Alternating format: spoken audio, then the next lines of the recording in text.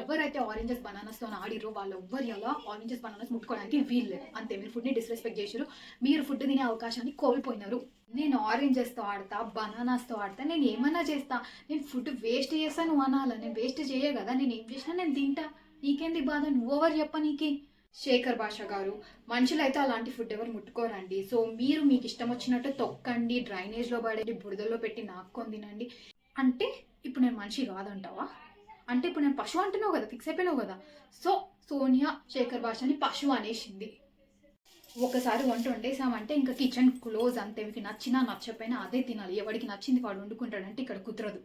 అమ్మ పెట్టదు అడక తినని అన్నట్టు నువ్వు చేసిన పప్పు మాకు నచ్చకపోతే మాకు నచ్చింది మేము వండుకుంటామంటే ఒప్పుకోనంటే ఇదే ఇక్కడ న్యాయం. నా రియాలిటీ మీకు తెలీదు.